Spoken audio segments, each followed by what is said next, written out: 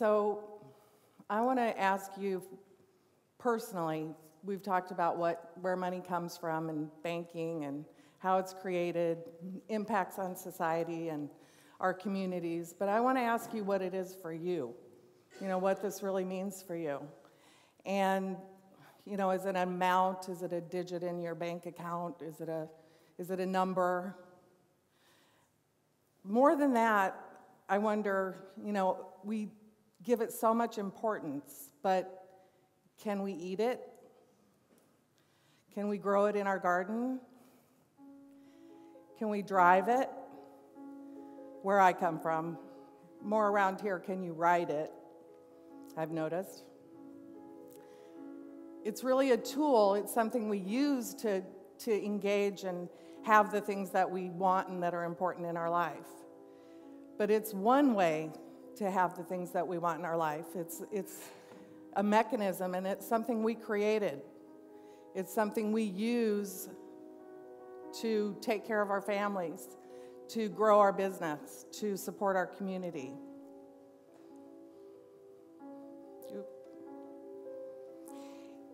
And if we were trying to explain to an alien race what our communities look like and what our businesses look like and the resource allocation that we have in our world, and we all know what that is. We know what our own skills are. We know what our own talents are.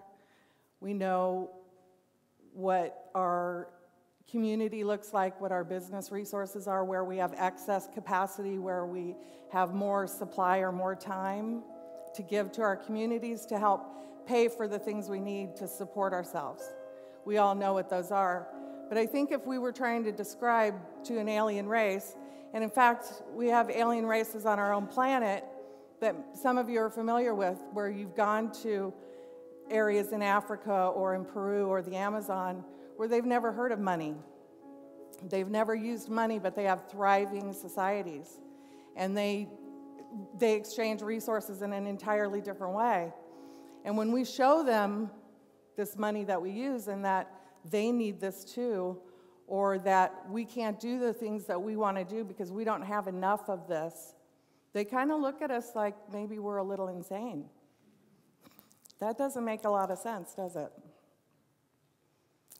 So there's an example that I really like in Japan, where they have a growing elderly population, one of the fastest in the world. And this goes back a number of years when this system started. But they were looking at how are we going to solve this issue?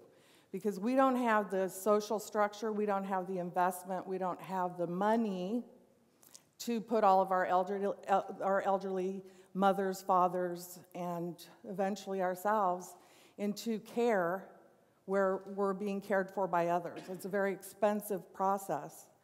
But we all have parents, and we all have mothers, and we all have fathers, and we want to take care of them. But we live, especially in the Western world, we live in a dispersed society. So where I live, my mother lives 400 miles away. Your mother or father might live far away from you. They might live close. But if they don't live close, you want to know that they're taken care of. I should have brought some water. You want to know that they're taken care of. And so I can use my time, and I can take care of your father who lives in my community. And I can go help him buy groceries, and I can go make him a meal, maybe help him buy groceries, whatever his needs are.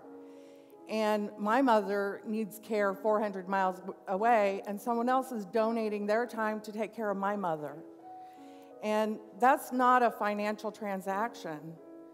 And yet, it's a way to give and exchange and solve a problem that doesn't require too much or too little of dollars in our bank account.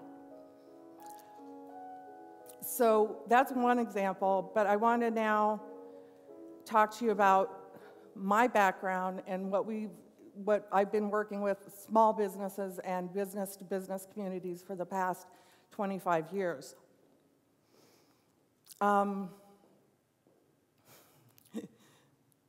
So I'm going to bring up a screen, and I'm going to show you some statistics. But first of all, I just want to give you a little history of, excuse me one second. Thank you. I'm very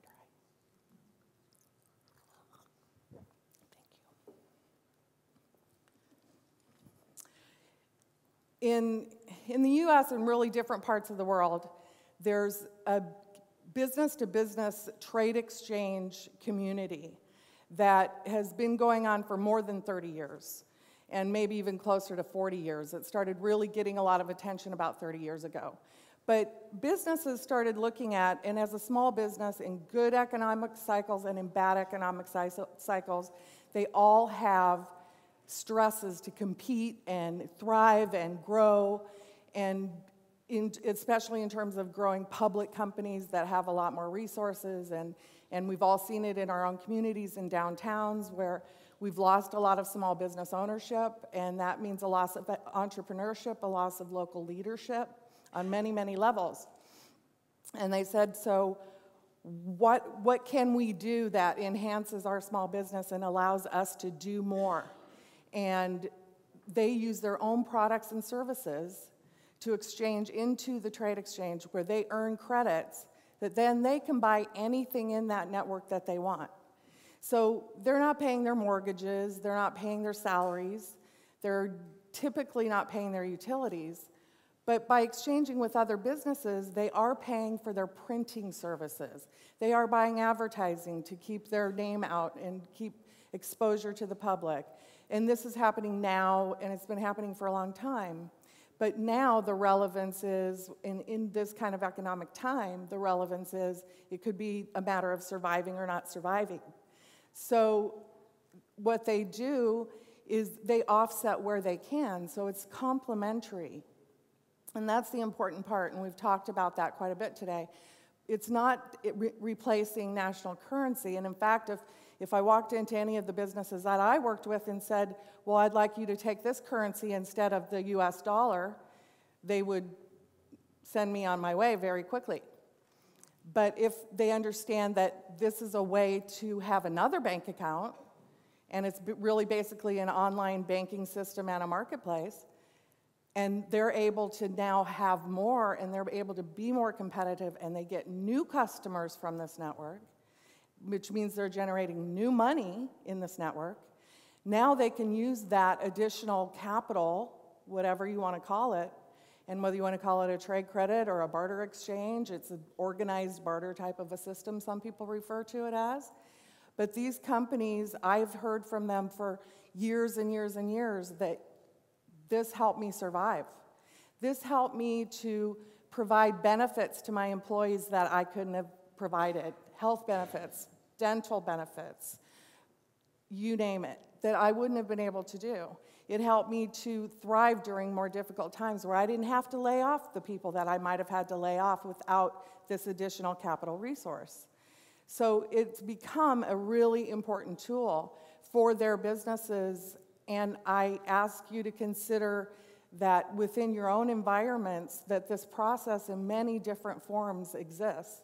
The business-to-business trade exchange is one form of a currency that helps communities thrive and small businesses thrive.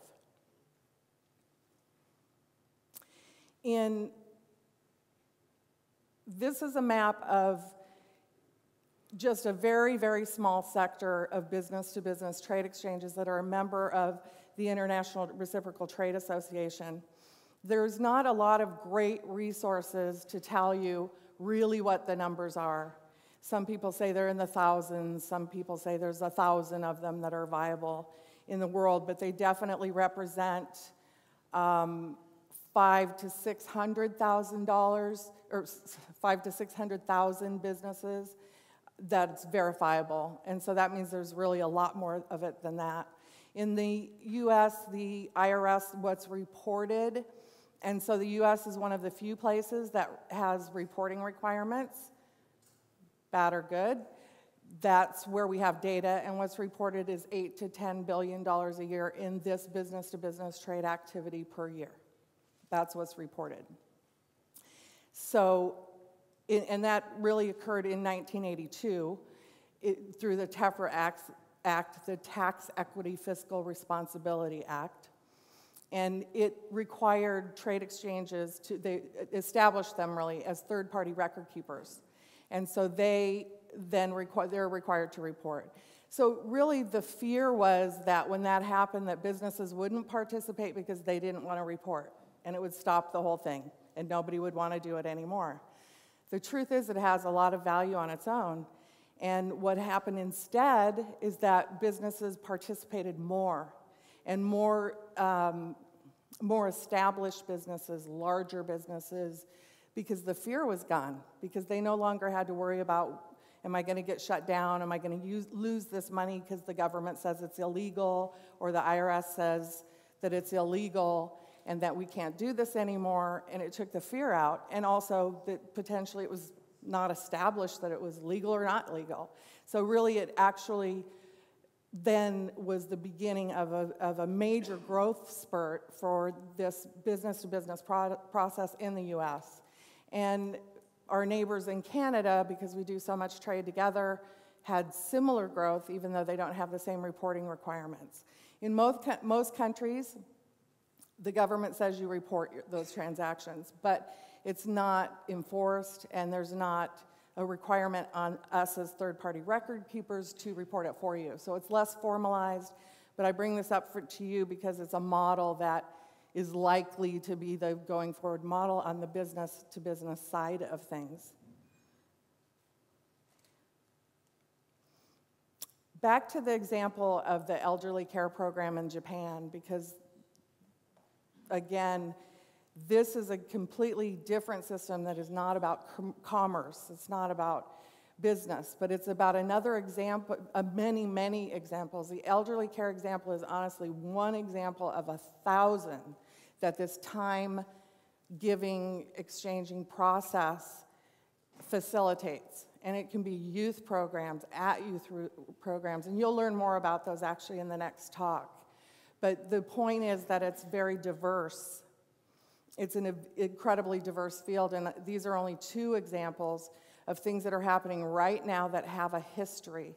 Time banks have been around for quite a while, and these are maps of only two countries, where time banks are in the US, and in Spain. They're also all over Europe, and they're all over the world, but again, not great maps, so wish I could have given you a whole map of the world. But one of our challenges is to be able to see this stuff better, which is a big part of today. It's a big part of why we're here, and a big part of why we keep bringing this forward is so that it's more visible. Because the truth is it's real, and it's happening, and it's happening on a larger and larger scale all the time. I've seen a tremendous surge since 2008 that we've all experienced in this crisis, and seen surges of innovation, new systems, new thinking, new approaches, but in a proliferation from what's already has been occurring, from that foundation that's been built over many, many, many years. So I want everyone to know this isn't a fringe idea, not from a banking perspective, not from a community perspective, and not from your own personal perspective.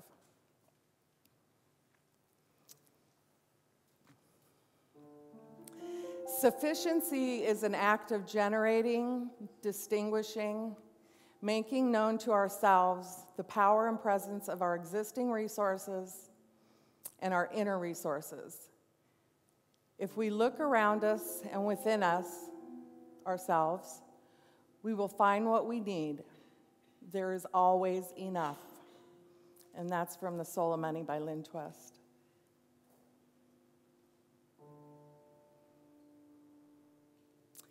So whether we're talking about a mutual credit system, a business-to-business trade exchange system, a time bank, a LET system, which is a less formalized mutual credit type system, they're complementary. They're complementary to each other, and they're complementary to our national currencies. And it's a way for us to look at ourselves in our own lives, and we have, as we've said today, a very diverse audience. So whether you're coming from the financial sector or the business sector or the academic sector, or you're a student, I invite you to think about what this looks like in your own life. What if you applied this in some aspect in your own life? Because as you can see, there's many opportunities to do that.